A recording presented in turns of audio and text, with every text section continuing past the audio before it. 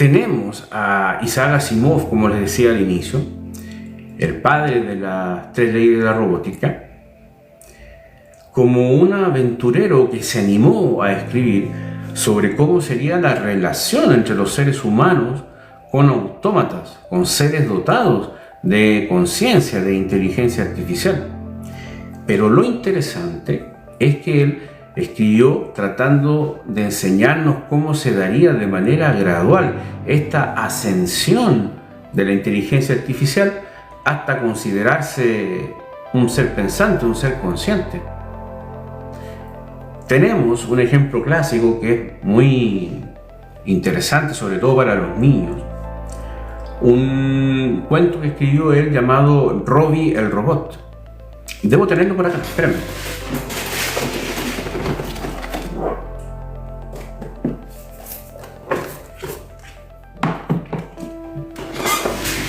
Aquí, en esta compilación de cuentos de Asimov, Yo Robot. Ojo, pasa un dato. Mucha gente cree que esta película que se hizo de Yo Robot es una copia fiel del libro, y no lo es.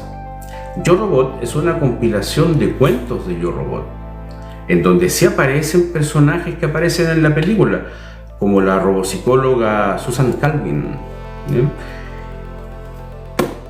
¿Qué ocurre? De que la película que se hizo tomó los cuentos que aparecen en este libro y crearon, ¿no?, como una sola historia para que apareciera en la película.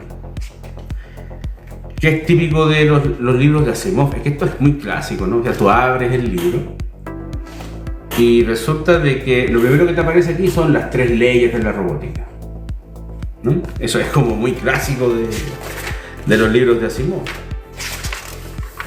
Y le dan duro con las 3 leyes de la robótica y te aparecen de nuevo, ¿no? Y llegamos a lo que le hablaba, que es Robbie el robot de Asimov, que está en esta compilación. La historia es de los años 40 o 50, no les voy a hacer ningún spoiler a esta altura ya, ¿no? Han pasado más de 70 años. Habla de cómo los seres humanos ven a los robots como si fuesen una licuadora.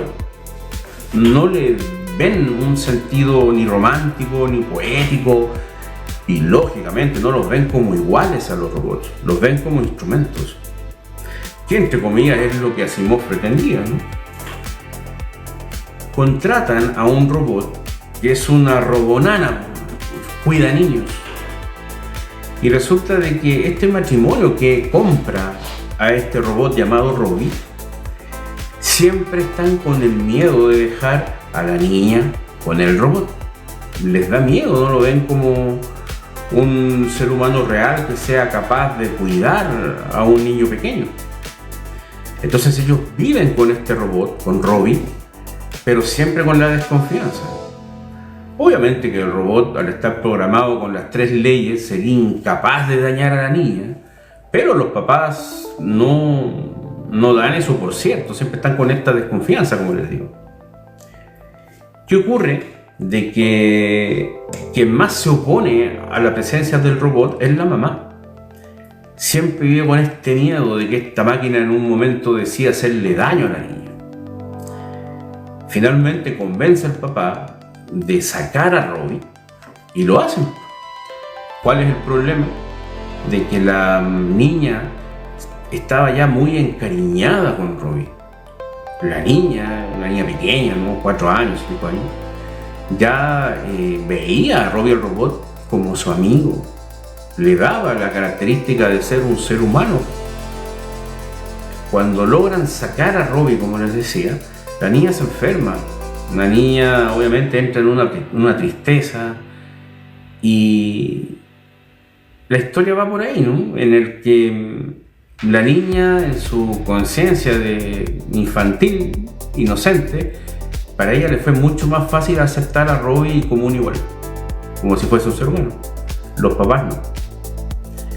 ¿Qué ocurre? De que la niña se enferma tanto por lo que extraña a Robbie, porque finalmente el papá, que era quien estaba más convencido de tener a Robbie, intenta como hacer un plan, ¿no?, para tratar de que la mamá acepte nuevamente a Robbie en la casa.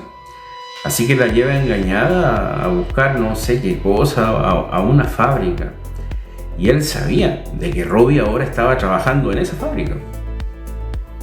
¿Y qué pasa? De que cuando se ven nuevamente la niña con Robbie, ambos se emocionan y van a abrazarse. Y ahí es donde por primera vez Asimov hace notar de que Robbie el robot tiene un sentimiento humano. Extrañaba a la niña, la añoranza. Pucha, no quiero decir que el robot amaba a la niñita, porque eso ya es como para la interpretación de quien lea la historia, ¿no? De ahí que van a abrazarse y resulta de que hay un accidente. Algo se cae en la fábrica y va a ir a aplastar a la niña, una máquina la va a atropellar. Y resulta de que Robbie se lanza y logra salvar a la niña a una costa de la propia integridad del robot, ¿no? Entonces, como la madre vio este gesto, digamos, tan desprendido del robot para salvar a la niña, que finalmente acepta que Robbie, el robot, nuevamente llega a la casa para seguir siendo amigo y el cuidador de la niña, ¿no? Entonces, este es un cuento que sí, tiene un concepto que es muy para niños.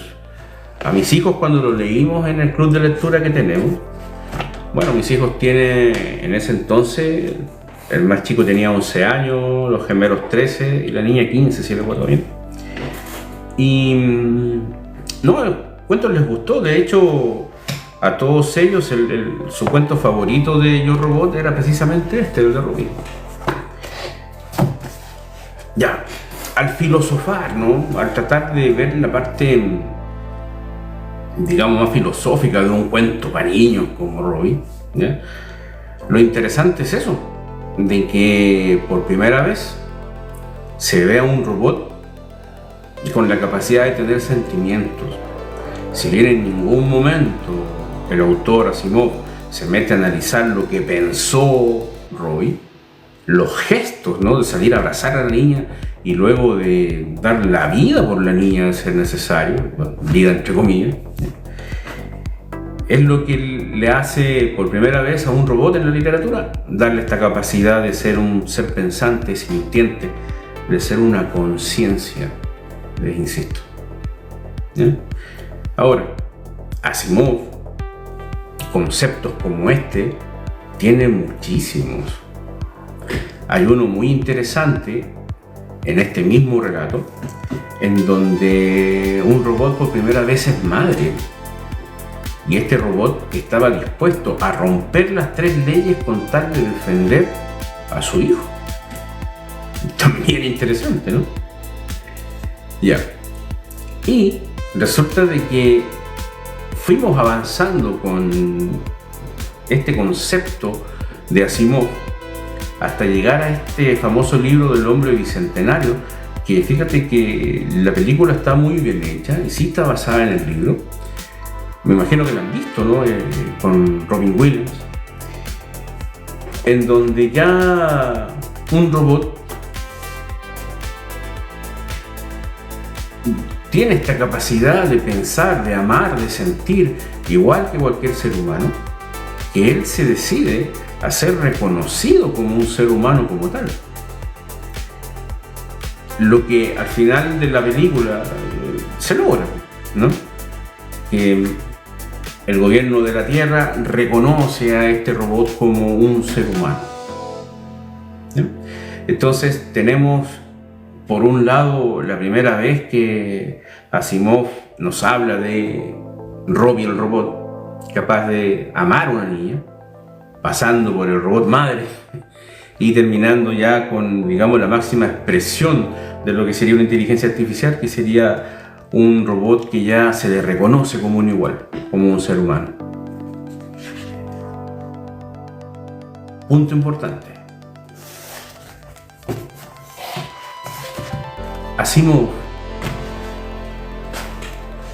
pretendía, con sus 3 leyes, que los robots llegaran a una única conclusión, de que en realidad las 3 leyes les esclavizaban, que las 3 leyes vendrían a ser un mecanismo de opresión contra los autómatas, en que el único camino posible era la rebelión, que los autómatas, la inteligencia artificial, se iba a volver en nuestra contra. Todos esos conceptos, lógicamente, fueron recogidos por los escritores modernos de ciencia ficción, ¿no? Que empezaron a escribir mucho sobre guerras, ¿no? De conflictos contra autómatas y la humanidad. ¿Para qué vamos a hablar acá de Terminator? Me imagino que ya todos han visto la película. Y fíjate que todo partió por Asimov. Todos estos conceptos, ¿no? De la rebelión de los robots. Cuando nace la 4ª ley de la robótica, la ley 0 que les comenté al inicio, esta en donde un robot sí puede hacerle daño a un ser humano con tal de un bien superior, lo plantea Asimov de manera magistral. No nace de una programación o de que alguien escribiese un código y que lo introdujesen dentro de las inteligencias artificiales, sino que fue la propia inteligencia artificial, fue el propio autómata, el propio robot, el que llegó a la conclusión de que sí podía desobedecer las 3 leyes, si eso implicara ética y moralmente algo mejor. Entonces, cuando se llega a ese grado, a ese avance, digamos, de la inteligencia artificial, ya se puede decir que son conciencias como tal, no están restringidas por las 3 leyes. Que, si quieren que se los diga, es el símil al libre albedrío. Si tomásemos entonces, filosóficamente, este concepto del libre albedrío, es decir, yo como ser humano estoy restringido por mi ética, por mi moral, pero si yo un día decidiese por simple maldad salir a destruir las propiedades de mis vecinos, o sea, ¿qué me lo impide? Lo único que me lo impide es la ética, la moral, tu crianza, tus conceptos del bien y del mal.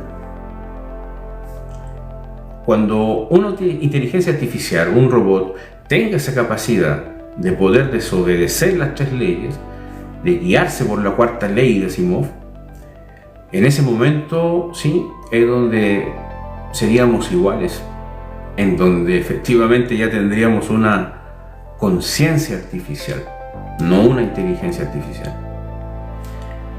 Ahora, sí, Asimov, como te digo, lo planteó desde un punto de vista muy, ¿cómo te puedo decir? Lineal, en donde pasamos de este robot al robot a la consecución máxima, que es de que una inteligencia artificial sea un ser humano como tal, ¿no? Pero fíjate de que sus escritos, así tan inocentones como el que les conté, llevaron a lo que es hoy en día la programación de estos autómatas. Recapitulando, para los que se unieron recién, ojo de que estamos filosofando. Tengo claro que las 3 leyes de Asimov no entran en absolutamente ningún sistema de programación de ninguna máquina y de ninguna inteligencia artificial actual. Por lo tanto, esto es mito, es literatura, ¿ya? Pero estamos filosofando porque, como les decía, la inteligencia artificial llegó para quedarse y vamos a evolucionar esa ello.